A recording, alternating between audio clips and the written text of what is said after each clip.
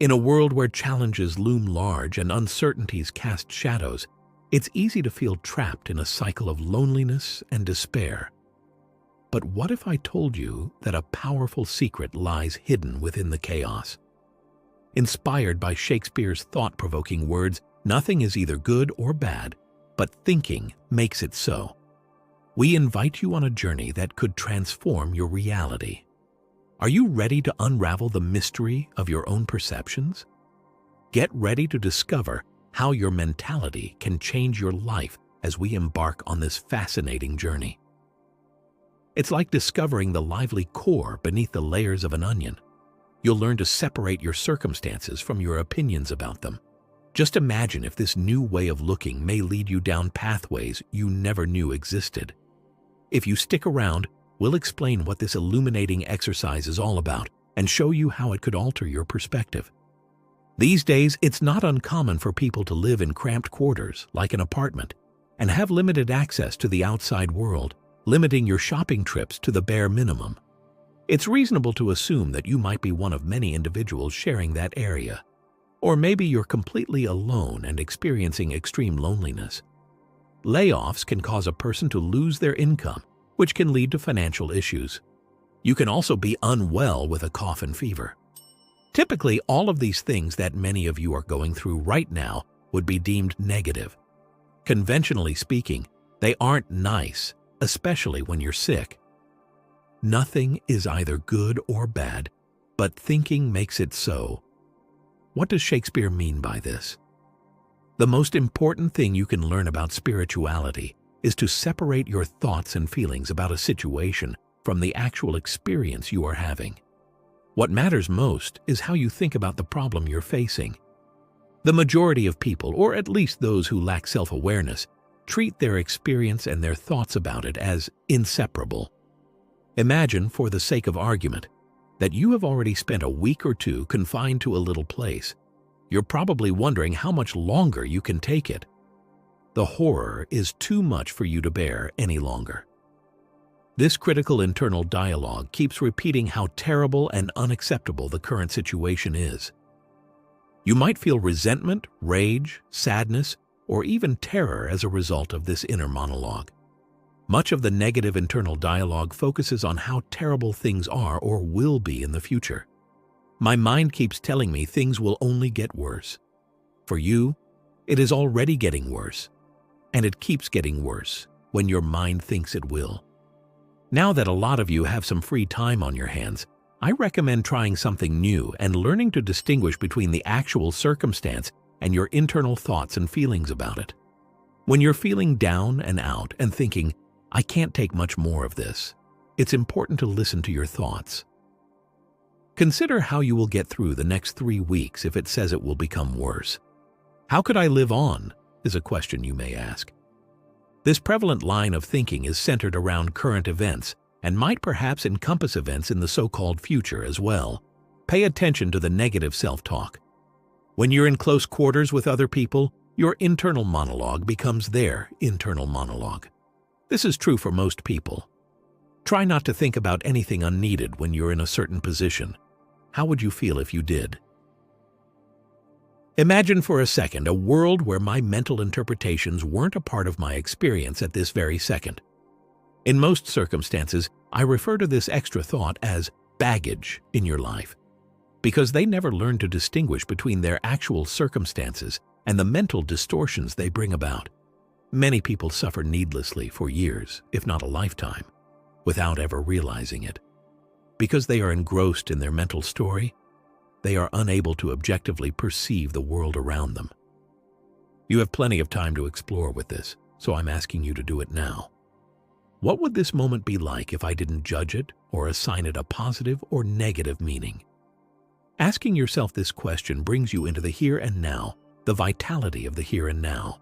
Adding narratives to the scenario and continuing to experience it through that veil is an easy way to escape from how terrible it all is, and how your life or the world is crumbling if you don't give it much consideration and instead just experiment.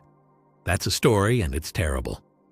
So, what would this moment be like if I didn't add? All right, I'll do it. We should all abstain. It's more of a mental refrain than an actual action. The latter is more typical of the unconscious mind. Very well. Then what do I have left? I'm here. I'm just sitting here, taking it all in. Take in the sights and sounds of this room through your senses. The sunlight streaming in through the windows, the furniture scattered around, the sky beyond, and the air you breathe. You may not consciously know that you are alive, but you can tap into your body's vital energy field to get a sense of it. Everything that is happening right now is a component of it. Imagine this. You've abandoned the story and are now faced with nothing more than the present moment itself. It's intriguing. You might find that all of a sudden, a burden that you had been carrying around, what I call excess baggage, is suddenly falling away. This burden is the result of your mind's tendency to think negatively, respond emotionally, and think unconsciously. When this happens, you may find that your body is only reiterating the negative storyline via unpleasant emotions. Living that way is normal. It's like when you're in a movie or when everyone else is doing it. That's very typical. A different approach, a way of presence or awareness exists, but few people dare to challenge it. One of the most basic spiritual practices is learning to detach one's story from one's experiences. Moreover, one should try to let go of their story as much as possible in order to fully immerse themselves in the present moment. The most incredible thing is that this very second is all there will ever be. This very second is the catalyst for the rest of your life. The time is always now, to rephrase. The time is now. Now is the time of your life. Whatever occurred in the past has already occurred in the present, and any memories of it that you have will be of the present moment. As soon as the future arrives, it is no longer the future. Rather, it is the here and now, and everything that happens after that will not occur in the future at all. Additionally, future planning is an act of thinking that takes place right now. That being said, the here and now and your life are inseparable. Beyond the surface level of what we typically consider happy, there is a profound sense of aliveness and beingness, as well as a tremendous power that lies dormant in the present moment, in you. It's more profound than joy. To discover it, though, you must first face life's challenges, and millions of people are currently experiencing just that. First, on a more individual level, we all face challenges from time to time. However, we are now facing a collective struggle. We must emerge from our slumber, from our fixation on the thinking mind and its conditioning by the past. And we must come to terms with the fact that we, and you, possess an additional level of awareness that has perpetually existed, albeit regularly disregarded. That is the level of consciousness that exists apart from thinking, the level of awareness.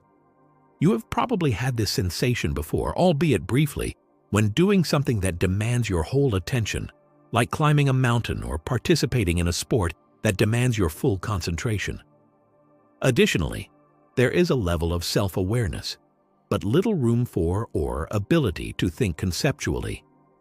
The strangest part is that this knowledge is really a more profound sense of self. In the end, it's the realization of your own being that sets you free from your own self, the limited, conditioned, mind-made self that most people are familiar with. However, you are more than that. Additionally, you possess a profound sense of self. Sure, let's use that term. It is not hard to experience and understand that this identity is awareness, consciousness, the unconditioned consciousness. Humans, on the other hand, require a challenge in order to motivate them to do so. This is why the challenges we are currently facing may ultimately out to be advantageous. The question then becomes, how can I live in the now without bringing any mental baggage with me? After that, you'll realize that this very second is suffering-free because it is just being. Nothingness is all there is, because the story and not the situation is ultimately to blame for all the misery. However, you were unaware of that, as the majority of people still are, due to their inability to disentangle reality from story. Thus, utilize whatever it is that makes you miserable, afraid, depressed, resentful, or self-pity as a tiny wake-up call. All right, tell me how this comes to be. how does this sense of discontent, in whatever shape it may take, originate? The next step is to develop a heightened awareness of your internal mental processes. A more profound level of awareness is at work here. It makes no difference if we say higher or deeper. Beyond the level of thought itself, which is consciousness, there is a more fundamental aspect of awareness. Thoughts manifest as various forms of consciousness, yet beyond the surface lies an expansive domain of awareness. The idea is like a ripple on the ocean's surface. It's there, but it's just a momentary reflection of something much more substantial. You come to terms with your true self when you separate the facts of the world from your mental interpretations of them. As a result, you'll eventually be able to impact situations simply by being there. Your presence is the power you need to face this issue. Let's just say it's yours. It's not really your presence. Rather than reacting negatively or whining about it, you confront it head-on with the strength of your presence. That is, genuine intellect. A lot of the story, extra baggage, and thought activity that isn't essential is happening to you. Complaining is prevalent, as you may have observed. No matter what's bothering you, you can always find something negative to say about life, other people, or the world at large. No limit to the things you can gripe about. The politicians are just one example. Consequently, a lot of that story is complaining, and it's annoying. But the ego, the mind, or whatever you want to call it, loves to gripe because it gives it a deeper sense of identity, that made-up identity. Its favorite thing to do is to undermine or discredit another individual. A complete scenario can be thrown off course when you say, "This is not right. We can't allow this to occur. It's outrageous. Still, it's taking place. This is beyond what should be happening," is the storyline. Furthermore, it is the internal story and not external factors that is the source of your misery in the vast majority, if not all, of instances. Things stand right now. And when you come to terms with that, you'll find that you can handle everything that comes your way, since everything happens in the here and now, where your presence is the most powerful weapon. And when it's necessary to act, you act. You just let it be if there's no way to fix it. You have stopped being dissatisfied with it, so it stays. So to speak, you get up off the ground. What happens or doesn't happen around you will no longer dictate your fate. While it's true that good things happen and bad things happen, you already have access to a deep dimension within yourself. Therefore, neither of those things really affects you. So you're no longer helpless in the face of unforeseen circumstances. Life can be a real pain when you let yourself be dictated by such factors. What's more, the situations you find yourself in rarely bring you happiness. In fact, they can be downright unpleasant most of the time. No one or nothing is responsible for your happiness. This is meant to reawaken you, to bring you into awareness. How is that accomplished? It is now doing that by posing a challenge to you. Therefore, being fully present with what is happens naturally the moment you are able to release the needless story that brings you misery. This may help you grasp Shakespeare's intended meaning when he stated, "Nothing is either good or bad, but thinking makes it so." Remember this as we wrap up this fascinating investigation of awareness and the crucial difference between your circumstances and your thoughts. You always have the power to overcome life's obstacles. Is the weight of limiting narratives something you're prepared to let go of? A sense of almost electric clarity and tranquility can be yours when you learn to live in the now. So, why wait? Experiment with your thoughts today and discover the liberation that awaits you in this moment. If you found value in this discussion, don't forget to like and subscribe for more insights to guide you on your path to spiritual awakening. Your journey to living fully in the now begins here. Take that exhilarating first step today.